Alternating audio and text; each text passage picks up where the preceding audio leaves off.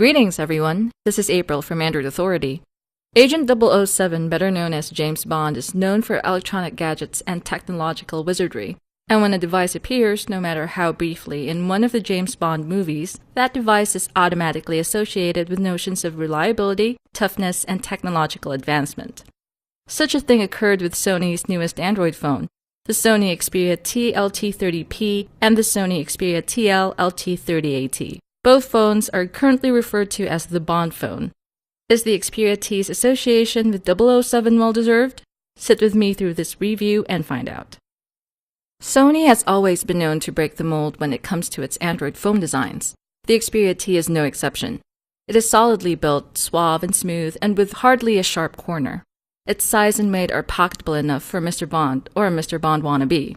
It isn't exactly feather-like, but it's not rock-heavy either, though it feels rock-solid. It doesn't creak when you grip it tightly with your fist.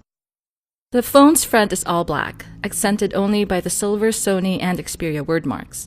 The front is clean and simple. No hardware buttons here. Just the notification light, sensors, speaker grill, front camera, and microphone. The top and bottom edges of the front bevel towards the top and bottom sides where they meet the back panel. This phone has smooth corners and doesn't have sharp edges. The headphone jack sits at the top and is highlighted in silver. Only the micro USB port is on the left side. There's nothing at the bottom side. The phone's right side is where things get a little busy.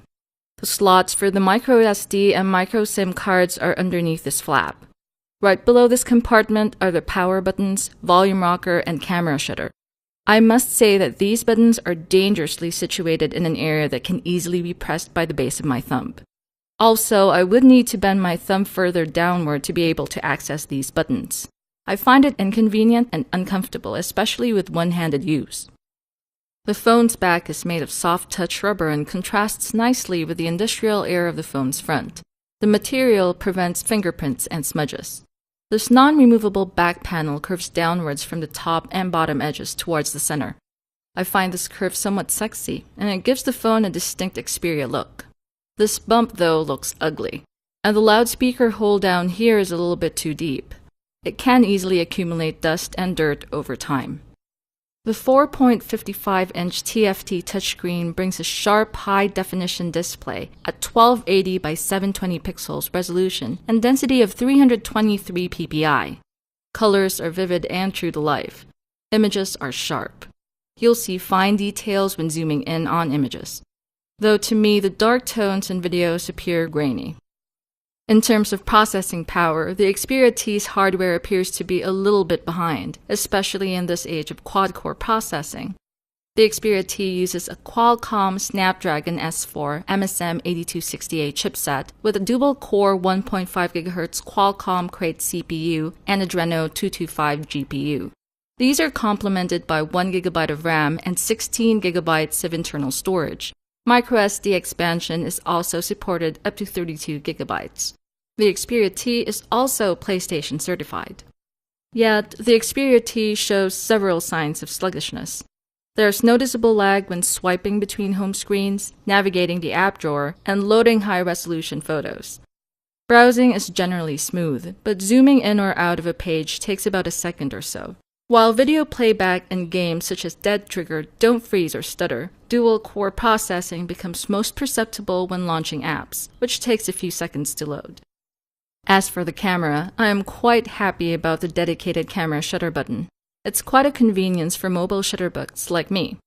The 13-megapixel camera captures great photos, especially outdoors or with adequate lighting. Colors are vibrant without being overly saturated. This very same camera is capable of 1080p Full HD video capture, though I found the image stabilization function somewhat disappointing. Autofocus also sometimes lets me down. Worse, the autofocus motor makes enough noise that it can actually be caught on video.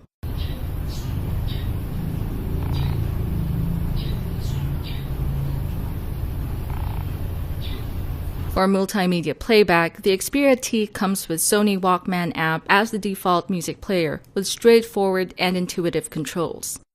You can also enjoy better sound with clear bass, a 5-band equalizer, and X-Loud.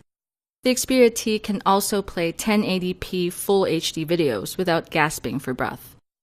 The phone comes with a non-removable lithium-ion battery pack with capacity of 1850 mAh, expected to power the phone for about 5 hours of video playback, 7 hours of talk time, and 16 hours of music playback. For an Android phone associated with Agent 007, I was expecting the Xperia T to at least come with Android 4.1 Jelly Bean out of the box. Alas, I only got Android 4.0.4 Ice Cream Sandwich. Sony reportedly plans to upgrade it to Jelly Bean sometime in 2013. Sony's Timescape user interface gives the phone a distinctively Sony look and feel. If you've ever used a Sony Android phone before, the experience will not be too alien to you. It's a very attractive, functional, and user-friendly UI. All in all, the Sony Xperia T LT30P or Xperia TL LT30AT is a great dual-core Android phone and may be suitable for those who don't need too much smartphone horsepower. Its overall design is sleek, smooth, and suave, although most of its hardware buttons are located in an uncomfortable position. Its build is undoubtedly solid and its size is comfortable enough for use on the go. Its display is bright, sharp, vivid, and simply gorgeous, but expect lag in navigation and app launching. It has a powerful 13-megapixel camera that can capture crisp and vibrant photos, although this camera can be disappointing when shooting 1080p Full HD videos. Although overall the Xperia T is a good phone, I feel that James Bond deserves something better and something faster. Do you feel the same way? Share your thoughts in the comments. Get more Android news and reviews at AndroidAuthority.com and through our YouTube channel. Thank you for watching. This is April from Android Authority. May the light side of the Android Force be with you.